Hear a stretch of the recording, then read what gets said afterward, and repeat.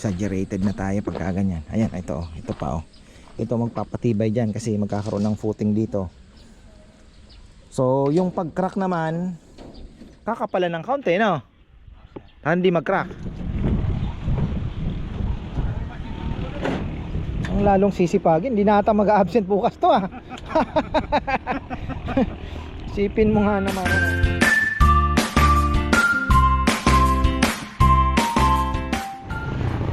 Yan, magandang buhay. Silip muna tayo sa ating project mga ka-farmer kasi pumasok si na Junjun.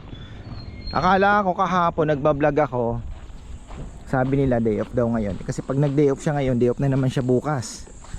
Pero medyo pagod na rin si Junjun ah.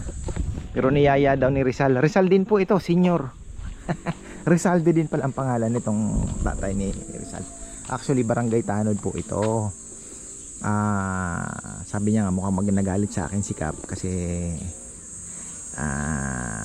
syempre di ba, Tanod siya, so may mga duty siya doon. Kaya lang sabi ko, magkano ang sahod mo? 2,000 plus lang ata. Sabi ko hindi kayang bumuhay ng pamilya yan, di ba? So kailangan mo talaga magtrabaho. Sabihin mo na lang kung medyo gipit ka, kaya nakiusap ka sa akin na, di ba? Magselos pa si Cap sa akin.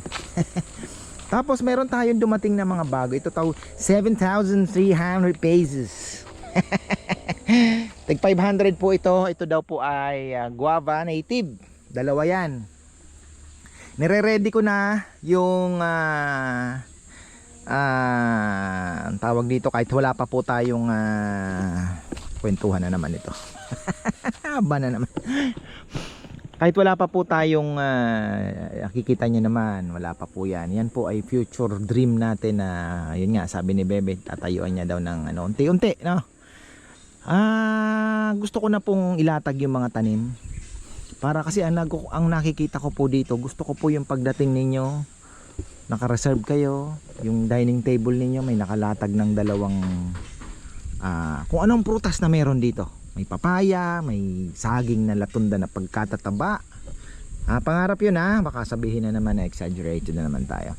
So yun po yung aking kaya nagtatanim po tayo. Malay mo makapag na din ng mga langka dyan, kung ano yung papaya, kung ano yung produkto natin dito, matitikman po ninyo Venda tilapia. So ayan, yung mga prutas, fruit bearing trees, it will take time.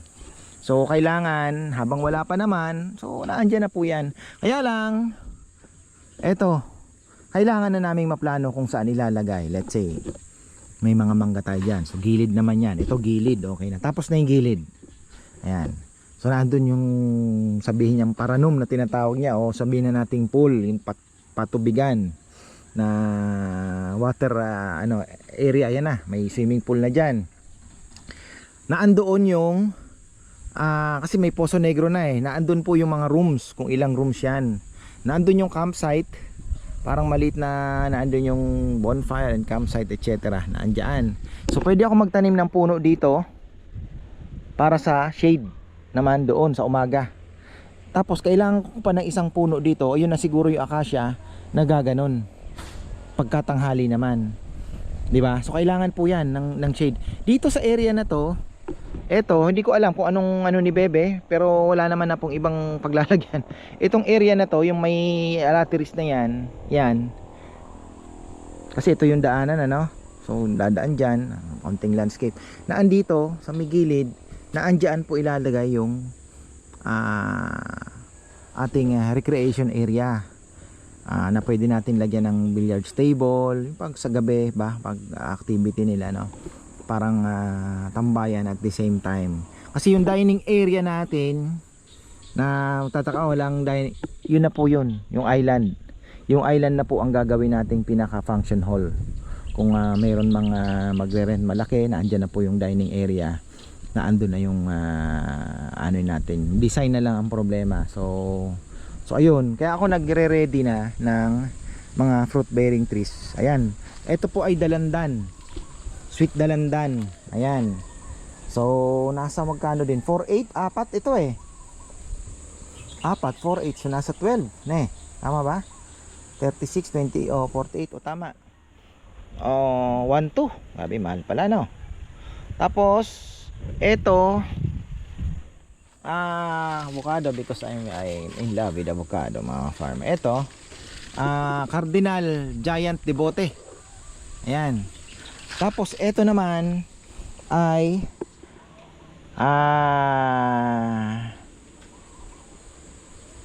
Giant, ano ba to? Giant Avocado. Yan na, Giant Avocado na evergreen, mga farmer, evergreen. So maliit nga lang. Kaya so yan, apat na yan, 7,300. Mga farmer. So ito ay 700. Ito ay parang 1.5 yata. Basta yun, kung anong kulang yun na lang yan. Yun na yan. So yun po. At yung ano dadaanan natin mamaya, ay sa kabilang vlog pala yan. So yan, in-explain ko lang. Bah, bumili pa ata ng bakal si Junjun. So yan, naglatag sila. Ayan, so, na-explain ko na po Ang ano na lang dyan is yung pag mag-swimming pool, yung bahay nung housing po ng pump, di ba? Na paglalagyan ng housing ng pump, etc. So yung hukay ng tubig, water source, kailangan natin asikasin. Kinulang kayo sa bakal? Kinulang sa bakal. Kala ko day off kayo ngayon. Sa bagay bukas kasi wala talaga sa bayan na lang. Kaya pa naman. Hindi na ba natin kailangan dyan lagyan ng ano? May nagsasabi kasi dyan I-beam daw na maliit. Si Parling ba? Si Channel? Wala na no? Di na ka. Ito, yung tubo. Di na no? Di na. Oo. Over naman na no? Basta anuhan na lang sa pintura siguro. Na hindi makalawang. Primer. Doble-doblehin na lang primer siguro. Oo nga no, pero maganda din sanang matibay, pero hindi na siguro kailangan. Sobra ng tibay naman ito. Exaggerated na tayo pagka ganyan. Ayan, ito pa Ito magpapatibay dyan kasi magkakaroon ng footing dito. So yung pag-crack naman, kakapalan ng kaunti no? Hindi mag-crack. Tres, yun daw, tres daw po ang kapal para hindi naman mag-crack yung kung gusto mong tibayan talaga, dalawang patong. Ano bang tawag doon? Yung slab. Ha? Slab. Yung dalawang patong ng isa na lang daw sabi ni Papa Yam? Isa na lang to sir, magdadala na to. Tibay. Ha? Tibay na to sir. Dadali na yan. Kasi meron pang tubo dito ito. Oo nga. Mga tubong nakasuporta. Oo. Tapos ito pa. Pal ng bakal, kinsi-kinsi lang. Oo.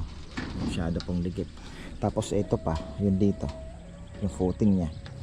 So ang mangyayari niyan dahil yung load na absorb pa nito, siya ang di po basta-basta. So yung pag-crack lang naman ang pero ang tibay.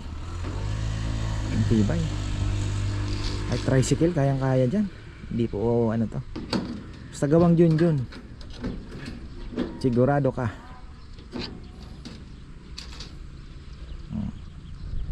Napakatibay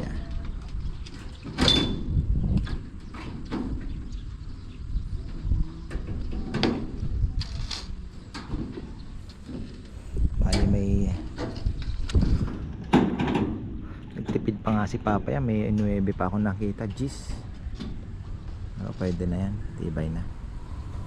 Wala pala yung pwede na.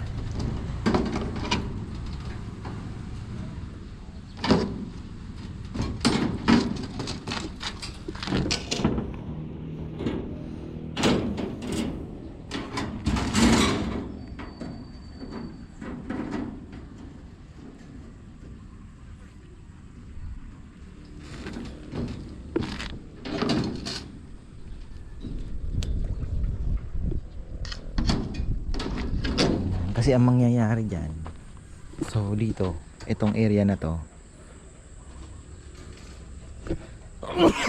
pwede ka pang maglagay ng kubo kahit isa lang siguro. The rest, puro plants na tayo. Ito yung magiging parang excuse me, malamig pa po ang panahon. Sa mga gusto pong humingi ng hagod, mayroon po tayo dito, alam ko sabihin nyo lang sa amin kung bibisita kayo, pahingi po kami ng hagod ka farmer at haching. Yan. So ito, magiging parang part na to. Yan, parang pwede kang maglatag ng panang tent. Hindi ko alam kung hanggang saan yung, syempre may kitchen ka pa, no? So yan, sabi ko nga kay Bebe, ayusin niya na yung design. Kasi magtatanim na po ako ng mga halaman din para hindi na tayo magpuputol. Kasi sayang din, mahal din yung ano, tsaka yung time. Pero pinaka-importante diyan yung time. Na habang ano, may mga lumalaki ng halaman. Yung akasya mabilis lang yan, 3 years, 4 years, may shade ka na. So maganda sana kung dito makapaglagay ka ng isang puno na medyo malaki din na, 'di ba? Doon sa may kung saan nasaan yung tawag dito. Kung nasaan yung mga sako na 'yan. So malaki naman yung area sa gitna, pwede kang yung magbibigay ng shade, which is I think acacia. Kaya lang ang acacia medyo malaki din baka basagin yung ilalayo mo talaga, medyo ilalayo mo. O hindi acacia, pwede namang medyo ano lang, medium tree, di ba? Na hindi maganda kasi talaga yung ang kapagbigay kasi talaga ng shade alang baka lumaki din masyado.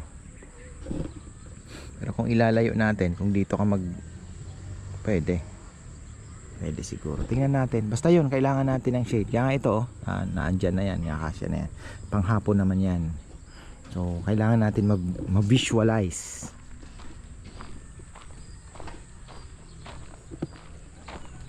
Kaya sabi ko sa kanya, sana makapag ano ka na ng plano. Kasi dito yan na yung function hall natin, yan na yung kainan. Hindi pala function hall, yung pinaka dining. Yan na po sa gitna. Laki na yan, laki yan. At hindi naman po tayo mag-accommodate ng napakarami, di ba? Pamilya, halos karamihan po pamilya. Ano lang, gusto lang po ng tahimik na lugar. Alam mo yun, yung may mga ganun talaga, yung gusto lang talaga ng tahimik. Ano ba tong mga isda na to? Dami na po dito, ayungin. May mga maliliit din pala, ayun. May mga maliliit na ayungin na andyan. Ayan, marami. Pero may nakita akong jaguar, malaki din. Ayan, mga ayungin. May nakita akong jaguar na malaki.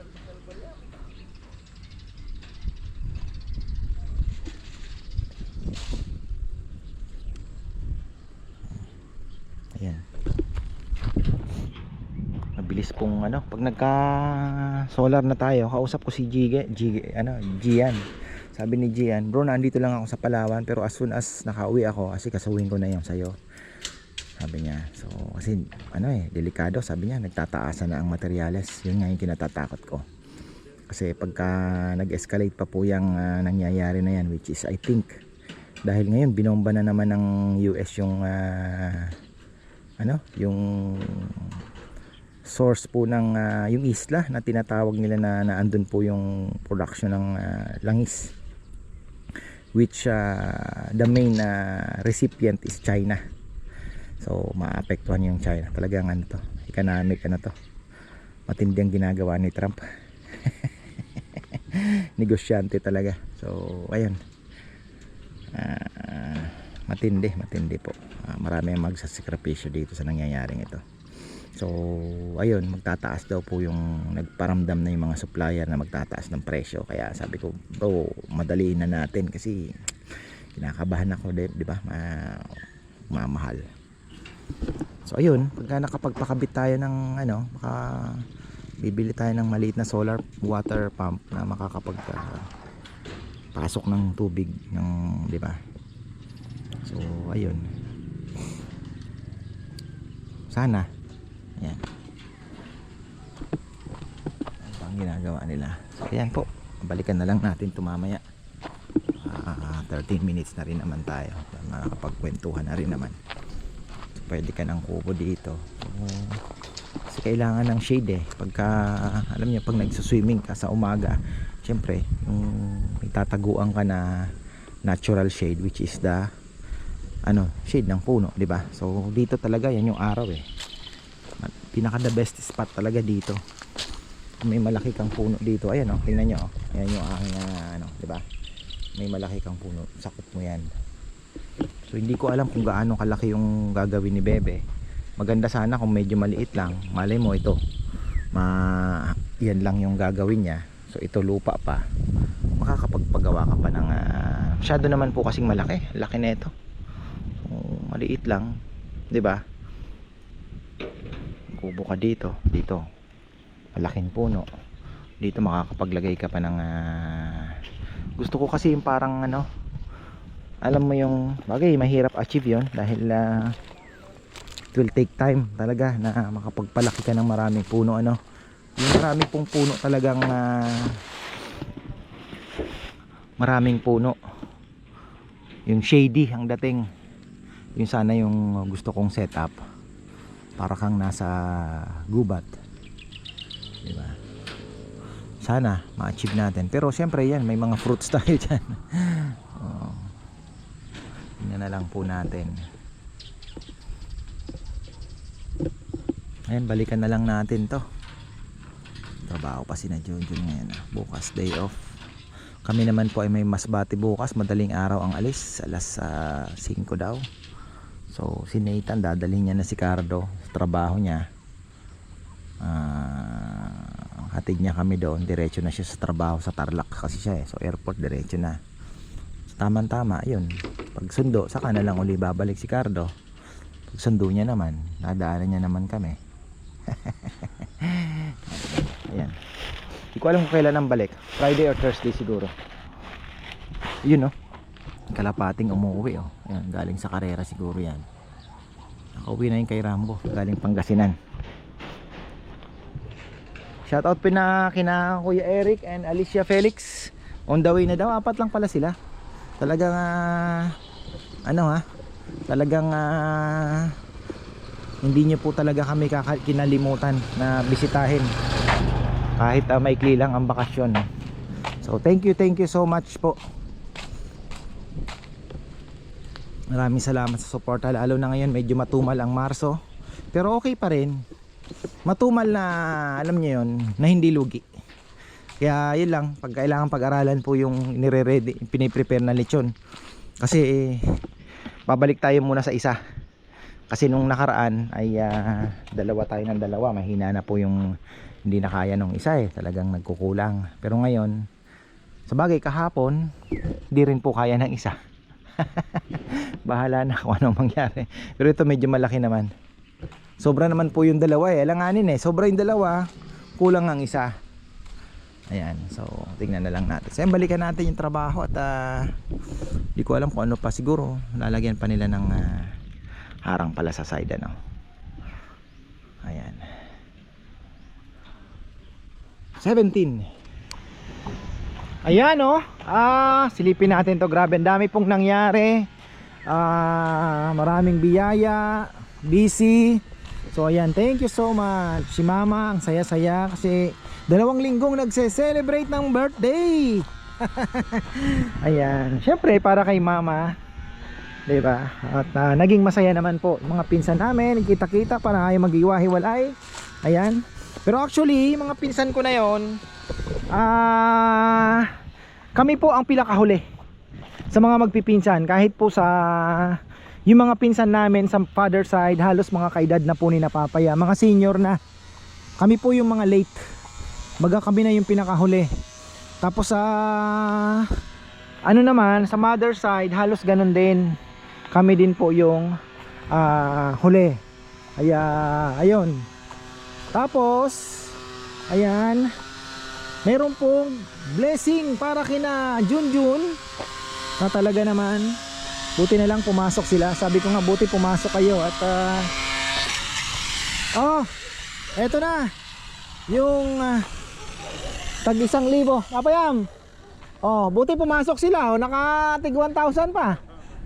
Thank you po. Ay talaga naman pero may may 50 ka rin, $50. Nak naman yan talaga. Tingnan nga natin dito ano nang nangyayari. Ito na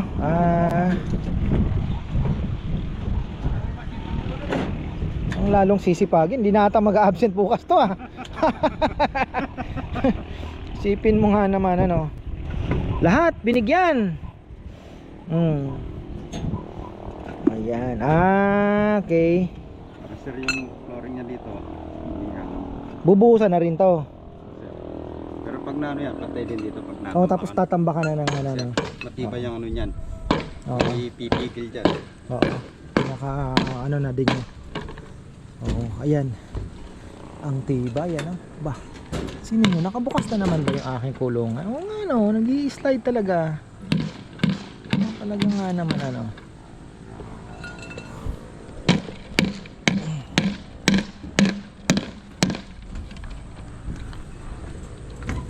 Dito huhukayin pa.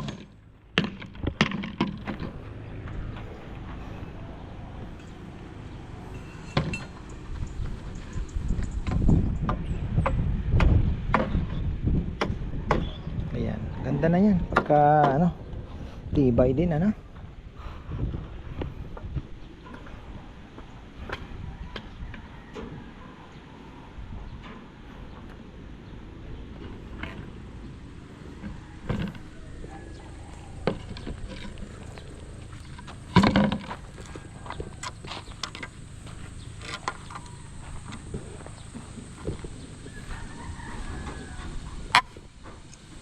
Grabe ah, init ano? Hindi na lang mahangin.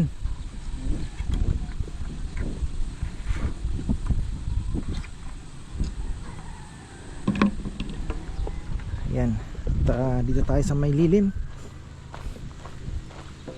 Nakatuwa naman at kita uli kami ng mga magpipinsan po. Ayan, mother side. Pero hindi naman kompleto. Marami pa pong kulang. Ang ganda nga sana, no, kung kaya pala talagang lumusot, ano. Pwede sana, no. Pero kung tataasan mo pa yung tubig, hindi nakakasya.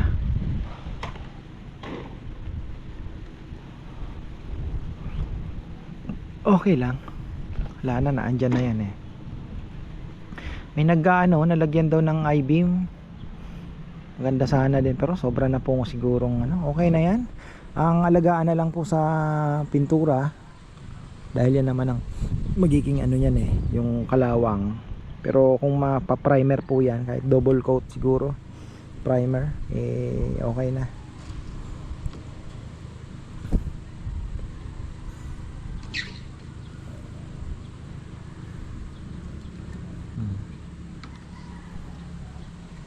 So bukas na ang day off nila. Bukas na ang day off. Si Papa Yam nagdidilig ng mga halaman. Ayan. Ang ganda ng aking langka dito. Mga may potential. Ayan o. Ito po ay free lang. Tingnan mo nga naman ano. Ano pa. Kung saan pa ako nagpupunta. Free lang yan. Pero alam ko, ang presyo po nito is 800. Sa dami kasi nabili ko, binigyan ako ng free. Yan, grafted talaga. Ayan o. Ang tayong dugtong o. Caveat. So, ayan, abangan natin. Mga 3 years. Kung may mundo pa nun at buhay pa tayo, ayan. Diba? Makikita po natin yan. So, pagkatapos nito, buhusan. Di ko alam kung kaya ko pa pong magpatambak ng lupa after that, o magpapahinga muna tayo. Gastos, napakalaki pong gastos. Meron pa tayong inaabangan na gastos na malaki, yung solar nga, kasi kailangan na po natin magpakabit dahil ako po ay masyado naman akong alam niya, inuuna ko na lang yung mga ano man ang mangyari. Ngayon magtataas na naman daw po yung kuryente, so nakakabahala. Di ko alam kung kahit sabihin mong tumaas, baka mamaya di ba, magkaroon ng shortage. So maganda na pong ma-secure na natin yung ano natin, yung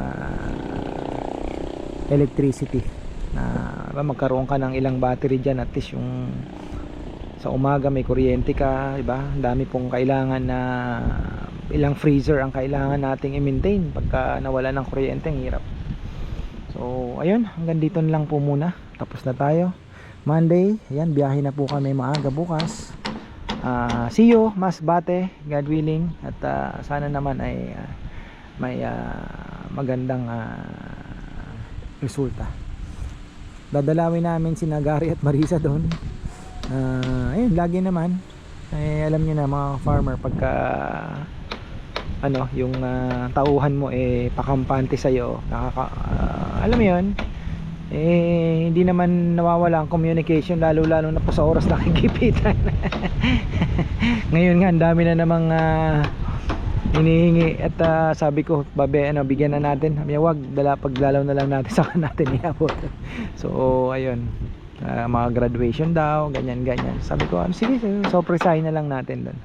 So ayan, marami pong salamat at magandang buhay.